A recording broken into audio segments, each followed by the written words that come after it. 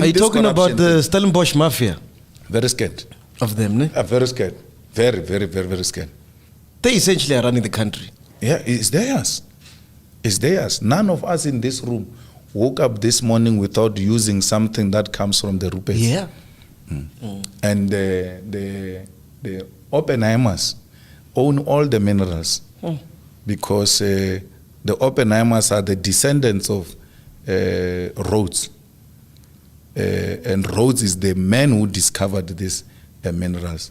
The Oppenheimers actually designed the political system of South Africa to an extent that they were themselves directly members of parliament of South Africa.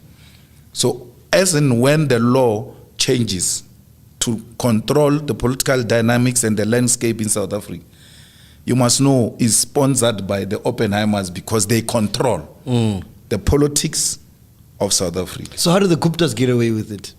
They didn't get away with anything. They were trying. They were trying. It's more complex than that. It's not this thing of tenders. Yes. No, the ownership of the strategic means of production.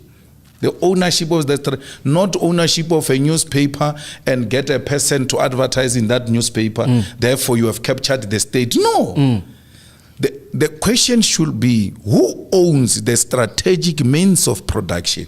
That includes the banks, the mines, the monopoly industries, the land. Yes. Yeah. Then the Guptas tried not to own any of these things. They tried that thing of the coal in Eskom with Glencoe, because generally Glencoe itself is corrupt and it has admitted to that. But otherwise, there was nothing with the Guptas.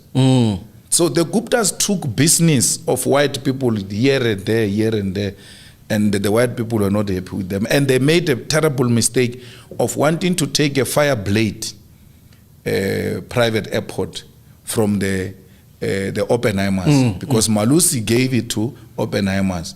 Then Zuma changed his mind and said, no, give to these ones. Then Malusi said, no, I never gave to the Oppenheimers, and he denounced his own signature. They took him to court. The court said, this is your signature, you lied under oath.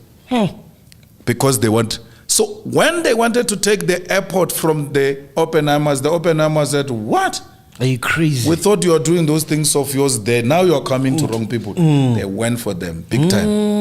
Yes, they went for them big time. I hear a lot of people say that under Zuma's regime, a lot more black millionaires, people were eating in the government tenders and whatnot. But since Cyril, he's closed the taps. Taps are dry. Yeah, what do you think about that? No, the white people were scared under Zuma's regime. Yeah.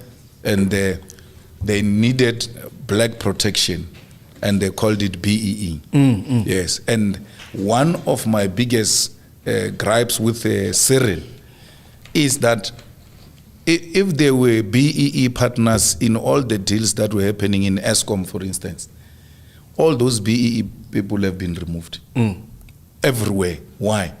The whites say, no, we don't need any protection, we've got our men. We've got our men. But they don't vote for him. They don't trust him because white people do not trust black people. Yes.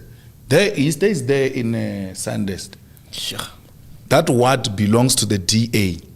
If whites feel so strong about him and support him, why are they not voting ANC in Sandest where Cyril stays? Because they love him. But this Cyril is nothing, Cyril. Those people didn't vote for Nelson Mandela. There were two elections which were held in 1994. Go where Mandela voted and check if those people voted ANC in 1994. The answer is no. And then there was 1997 transitional local council elections here in Houghton. Mandela went door to door recruiting people to join the ANC. He got more than 200 members to join the ANC. When the results came, he got less than 50 votes. With registered members of the ANC, because that's how much pretentious white people are. They did it to Madiba, they never voted for him, but every time they want to hypnotize you, they say Madiba said, as if they loved him. If they loved him, why didn't they vote for him?